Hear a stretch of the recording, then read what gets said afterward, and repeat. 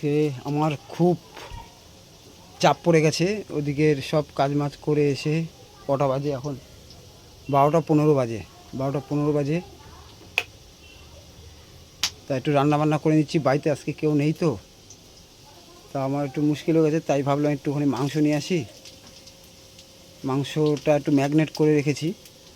এখন আলুটা একটু কড়া করে ভেজে এদিকে মিক্সচার মেশিনে মশলাপাতি সব কমপ্লিট করে রেখেছি। এই যে মিক্সচার মেশিনে সব কমপ্লিট সব করা হয়ে গেছে।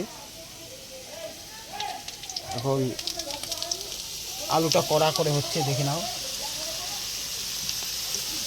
কড়া করে হচ্ছে। আর হালকা করে একটু মাংস নিয়ে এসেছি, ম্যাগনেট করে রেখেছি। ভালো হয়েছে না বলো? হালকা পাতলা করে। চুলমুড়া আলু কখন স্নান করবো আমি জানি না।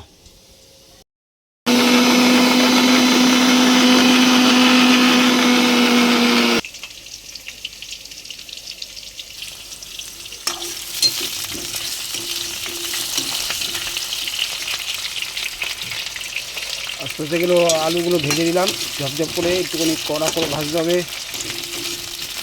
আজকে বাড়িতে কেউ নেই, তা ভাবলাম আমি অল্প করে একটু মাংস নিয়ে আসি। তা মাংস নিয়ে এসে একা একাই করে নিচ্ছি। সবাই ঘুরতে চলে গেছে, তো ম্যাগনেট হয়ে রয়েছে। একটু আমি ঢাকা দিয়ে রাখি, তাহলে ম্যাগনেটটা বেশ আরও ভালো হবে। এদিকে তো আমার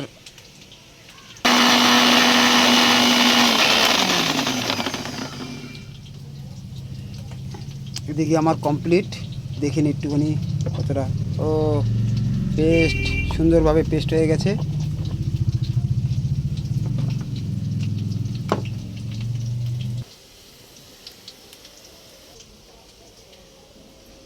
তো আমার ঘরে একটু জায়গা, যারা যারা আমার রান্না দেখছো তাদের কীরকম লেগেছে তোমরা কি অবশ্যই বলবে খাওয়া দাওয়ার পরে। ওকে, টাটা। মোটামুটিভাবে আমাদের আলু ভাজাটা হয়ে গেছে। এখন মাংসটা দিয়ে দেবো। মাংসটা আলুটা একটুখানি হালকা হালকা করে তুলে নিই।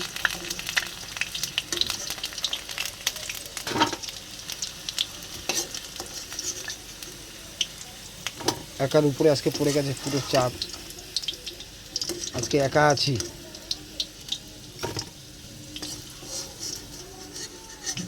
সবাই গেছে মদনপুর ঘুরতে। মদনপুর আজ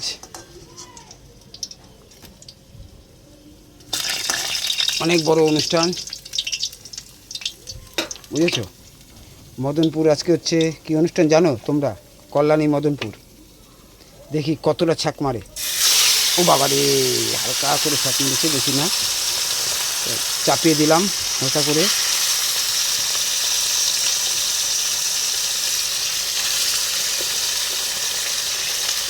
জানি না কতটা কীরকম হবে। তা মাংসটা কষিয়ে নিচ্ছি হালকা করে, চাপিয়ে দিয়েছি।